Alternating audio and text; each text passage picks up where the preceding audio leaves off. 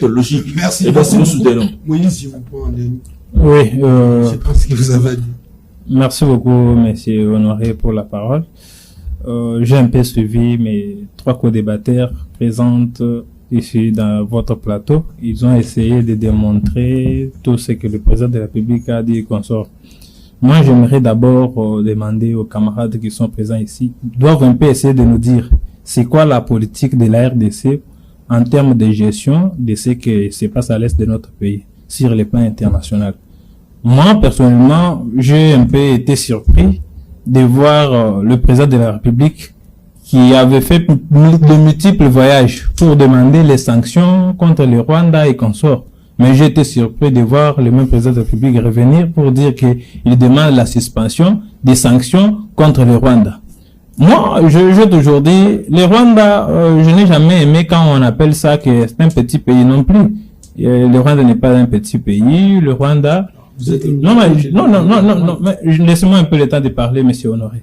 Quand on parle d'un petit pays, la grandeur d'un pays, c'est à travers sa puissance et sa force d'influencer sur la scène internationale. C'est la force ou bien la grandeur ne réside pas sur la superficie et consort. Si on parle de superficie, on peut comprendre dans d'autres termes. Mais parler de dire que Rwanda est petit, mais sur le plan diplomatique, Rwanda pèse. Aujourd'hui, le président de la République qui a un peu essayé d'humilier toute la République en partant pour dire que non, mais c'est une humiliation, monsieur Honoré.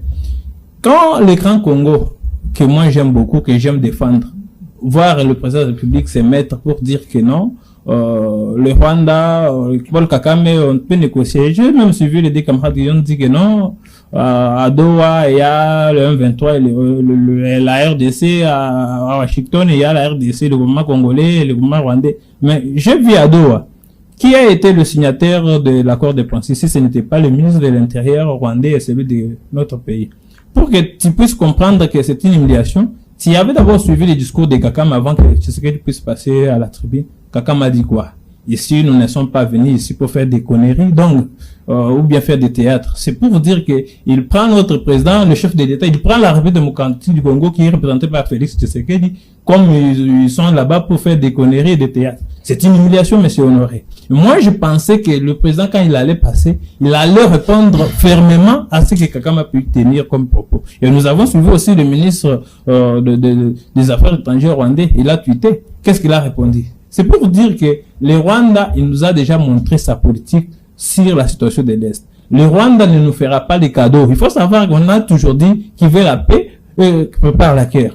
Donc, la paix, c'est la règle, la paix, la guerre, c'est la règle, la paix, c'est l'exception. Donc, il faut qu'on puisse se préparer sur ça et savoir que nous avons 9 pays voisins permanents. Si aujourd'hui, le Rwanda, qui nous a mis aujourd'hui à genoux, il faut savoir que demain, ça sera le Congo-Brazza, ça sera aussi l'Angola et qu'on sort. Il faut que nous soyons d'abord, qu'on puisse se faire fort et aussi démontrer de quoi le Congo est capable.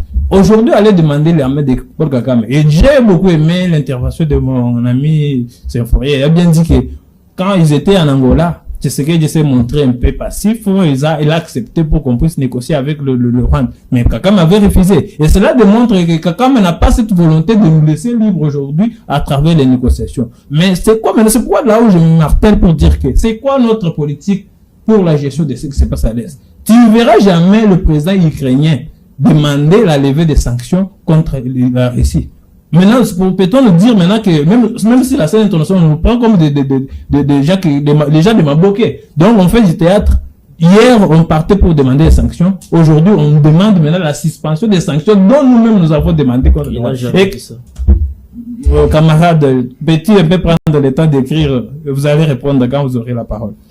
Quand le président aujourd'hui se permet de dire ça, et il a même nié en disant que lui n'a jamais dit d'entretenir des relations belliqueuses vis-à-vis du Rwanda. J'ai été un peu dépassé. C'est les mêmes choses que nous a dit que si même des Asimoko et Kouina comme Nakobeta Rwanda, mais je me demande si réellement ça devient du théâtre comme Kagame avait dit. Il faut qu'on puisse se faire respecter. Nous avons 9 pays voisins permanents. Et tout le monde là nous regarde. Si aujourd'hui, on se laisse faire par le Rwanda, demain ça sera l'Angola, ça sera Centrafrique, ça sera aussi le Congo-Brazza. Mais comment se faire fort? Il faut d'abord nous-mêmes qu'on soit d'abord unis à l'interne, former notre armée, mettre des moyens. Au dialogue. je ne suis pas dans cette logique-là, monsieur Honoré. J'aimerais d'abord dire ceci. Il faut savoir qu'il faut d'abord mettre les moyens dans notre armée. Aujourd'hui, quand même, je félicite d'abord l'initiative qui est prise par le président. Je ne vais pas même le nier. Je fais un peu, il y a la majoration du salaire, mais il faut un peu y aller jusqu'au. Parce que jusqu'à maintenant, j'ai vu l'effectif militaire, nous avons vu comment la jeunesse a répondu favorablement. Mais comment est-ce que qu'est-ce qui nous manque aujourd'hui qu'on puisse répondre au Rwanda farouchement comme d'autres pays ont toujours fait, défendre notre terre? Comment? Parce que quand vous comprenez très bien, on était à Washington, on nous a demandé de cesser les faits. C'est notre armée qui a un peu essayé de mettre donc de ralentir d'abord ce qu'on avait comme force sur terrain. Et c'est les Rwandais qui s'organisaient jusqu'à avancer et récupérer encore d'autres villages. Mais aujourd'hui, c'est ce qui dit qu'il a tendu la main à Kagame. Kagame n'a pas cette volonté. Je cite même, il y a même l'un des leaders politiques congolais, le camarade de Bitakwir. Il était clair sur la radio Top Congo. Il a bien dit que Kagame n'a pas cette logique. Même si aujourd'hui on part s'agenouiller devant lui. Lui, là, dans sa tête, c'est nous arracher notre terre qui est à l'est. Si aujourd'hui, nous, on prend l'option de s'y marteler sur le plan diplomatique, mais je ne refuse pas ça. Mais il faut savoir que depuis 30 ans, combien de fois nous avons parlé avec les Kagame et les Rwandais là, mais le Rwanda ne nous a jamais laissé. Le mieux qu'on puisse d'abord nous montrer notre force. Moi, j'ai toujours aimé la logique que aujourd'hui on se réveille. Un bon matin, on attaque aussi le Rwanda. Si on attaque le Rwanda, c'est par là on verra la force entre nous et le Rwanda. Si le Rwanda parvient à nous gagner, on doit applaudir. Si aujourd'hui les grands Congo, et que moi je suis certain que si aujourd'hui le Congo se décide d'attaquer le Rwanda ne doit plus s'en sortir.